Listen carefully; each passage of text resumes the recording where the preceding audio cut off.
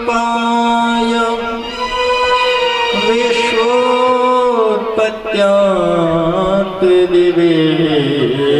तवे तापत्रे सविनाशाय श्रीकृष्णाय वयं नमः।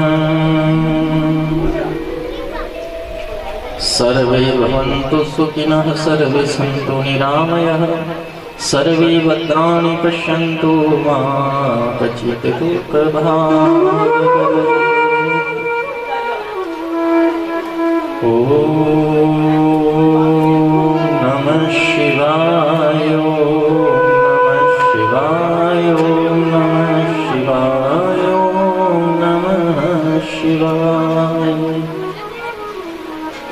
सदाशिव भगवान भोलेनाथ के पावन चरणों में वंदन और प्रणाम करके श्री गणपति जी महाराज, भगवत भगवान व्यास जी महाराज, परीक्षित जी महाराज, राजा श्री रामचंद्र भगवान जो सबके हृदय में विराजमान और इस समस्त नगरी की आभा मंडल में समस्त देवी देवता के चरणों में प्रणाम करके आज के द्वितीय दिवस का शुभारंभ करें। भगवान राम जी के इस पावन और पवित्र प्रांगण में उनके श्री चरणों का ध्यान करके आज के द्वितीय दिवस की कथा का प्रारंभ करें। आइए आप और हम सब प्रभु श्री राम के श्री चरणों का स्मरण करके कथा का शुभारंभ करें। बोलिए श्री रामचंद्र भगवान की जय, श्री हनुमान जी महाराज की जय, श्री शीतला मात की जय। श्री राम राम बोलो मन हरे राम बोलो रे, राम राम बोलो मन हरे राम बोलो रे, राम राम बोलो मन हरे राम बोलो रे, राम बोलो मन हरे राम बोलो रे, राम राम बोलो हरे राम बोलो रे, राम राम बोलो मन हरे राम बोलो रे, राम नाम बोलो मन हरे राम बोलो रे। राम जी का ये पवित्र नाम है,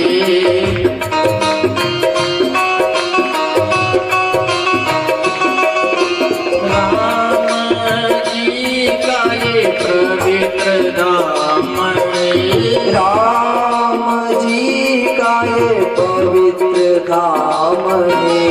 राम के चरणों में हम सब बैठे, राम जी के चरणों में हम बैठे, राम के चरणों में हम सब बैठे, राम के चरणों में हम सब बैठे। हमारे नगर में जो राम रूप का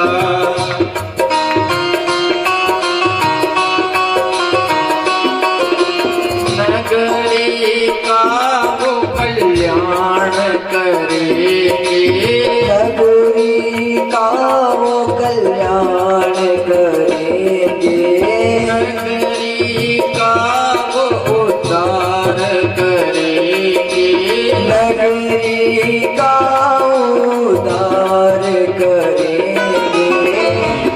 नाम का पवित्र नाम में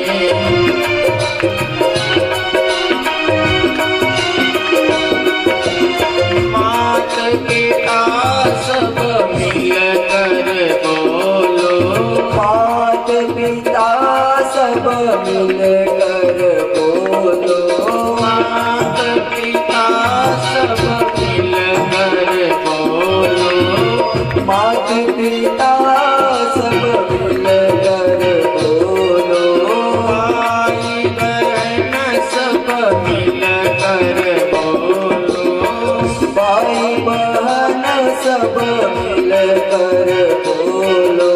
राम को अपने मन में बिठा लो, राम को अपने मन में बिठा लो, मन मंदिर की ज्योत जगा लो, मन मंदिर की ज्योत जगा लो, मन मंदिर की ज्योत जगा लो, मन मंदिर की ज्योत जगा लो।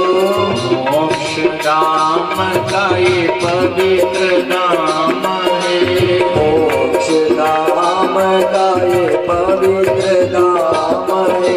राम राम बोलो मन हरि राम बोलो रे, राम नाम बोलो मन हरे राम बोलो रे, राम राम बोलो मन हरि राम बोलो रे, राम नाम बोलो मन हरे राम बोलो रे, राम राम बोलो मन हरि राम बोलो रे, राम नाम बोलो मन हरे राम बोलो रे, राम राम बोलो मन हरि राम बोलो रे, राम नाम बोलो मन हरे राम बोलो रे,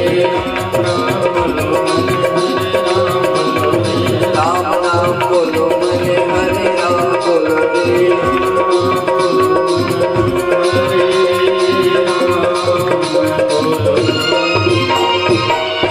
श्री रामचंद्र भगवान के, प्रभु श्री राम के पावन पवित्र चरणों में प्रणाम।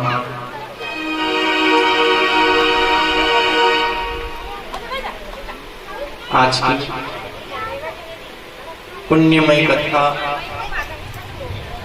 द्वितीय दिवस की कथा में दूसरे दिन की कथा एवं भागवत महापुराण पापों को नष्ट करने वाली कथा है। जिस धुंधुकारी की ये कथा है, महात्म्य में जिसने जीवन पर्यंत पाप ही पाप किया, परमात्मा का लेश भर भी ध्यान नहीं किया, ऐसे पाप को, ऐसे पापाचार का भी उद्धार कर दिया, उसके पापों को भी हरण कर लिया। ऐसा कोई स्थान जग में नहीं है जहाँ पे पाप नहीं है। आपकी नगरी में तो नहीं होगा पाप, पुण्यात्माएं रहती है सब। पाप का क्षय करना है और पाप घर घर में बसा है। कहाँ पे? हर स्थान पे, क्योंकि ये कलयुग का जो प्रभाव रहा इसमें हर स्थान पे क्या कहा है?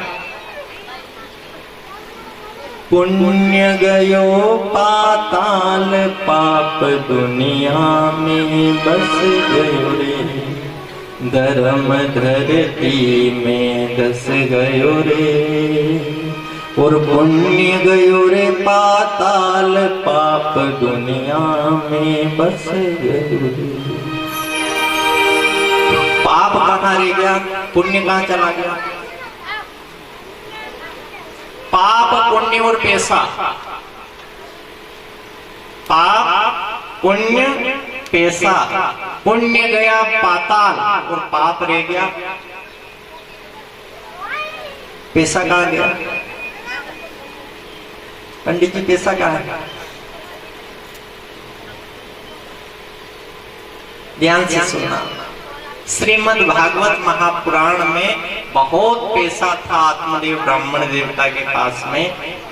आपने कथा सुनी है कि ब्राह्मण ने एक संत का सहारा लिया और संत ने उसे फल दिया। उसने कहा पैसा तो मेरे पास बहुत है, वेदों का ज्ञान भी मेरे पास है, ज्ञान की कोई बात भी मत करना, ज्ञान नहीं चाहिए मुझे, कुछ नहीं चाहिए मुझे, संतान चाहिए। तो संतान के लिए फल दिया। क्या दिया?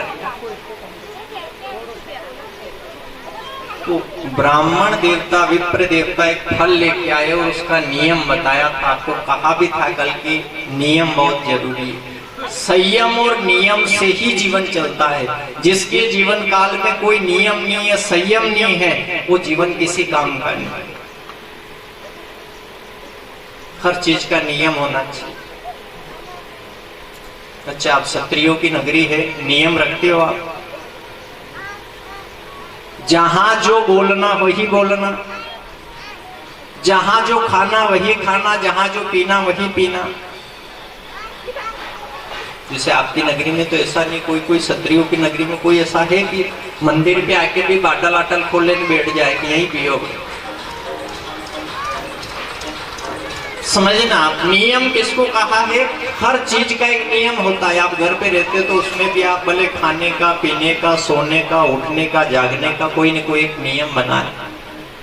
नहीं, जिसके काल में कि अपने उठने का भी समय नहीं है, खाने का समय नहीं, पीने का समय नहीं, कोई चीज का, बोली चाली का कोई चीज का समय नहीं है, तो मनुष्य जन्म नहीं कहा जा सकता, उसको मनुष्य नहीं कहा जा सकता। जिसको उठने का भी समय नहीं है, बोलने का, चलने का, रहने का, आचार विचार सब प्रकार का, जो ब्राह्मण देवता से तो संत ने कहा कि इसमें नियम रखना पड़ेगा, संयम रखना पड़ेगा, पत्नी को जल्दी उठना पड़ेगा, सूर्य नारायण भगवान को अर्घ देना पड़ेगा, इसमें व्रत उपवास के लिए हल्का भोजन करना पड़ेगा, भगवान का भजन करना पड़ेगा।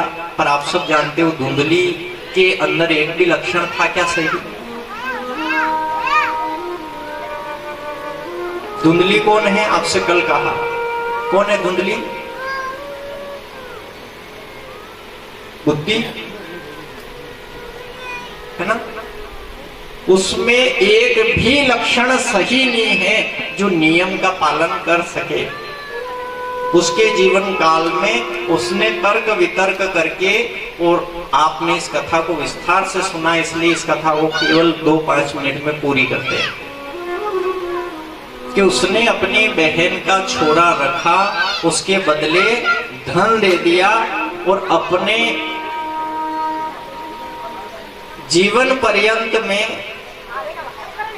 आत्मदेव ब्राह्मण से यह कहा कि अपने घर पे एक संतान हो गई, और उस संतान का नामकरण करवाया, बैंड बाजे, आनंद, नामकरण संस्कार सब प्रकार से, खूब मिठाई बांटी, खूब दान किया आत्मदेव ब्राह्मण ने कि मेरे घर पे कई सालों के बाद में संतान आई। जो मेरा श्राप था वो श्राप मिट गया है, 7 जन्म तक संतान नहीं होगी ऐसा श्राप था, लेकिन आज मुझे संतान हो गई। नाम रखा तो पत्नी ने कहा मेरे नाम के ऊपर इसका नाम रखो, तो धुंधली का छोरा धुंधुकारी रख दिया। क्या रख दिया? अब देखो इस कथा में ऐसा रहा है कि माँ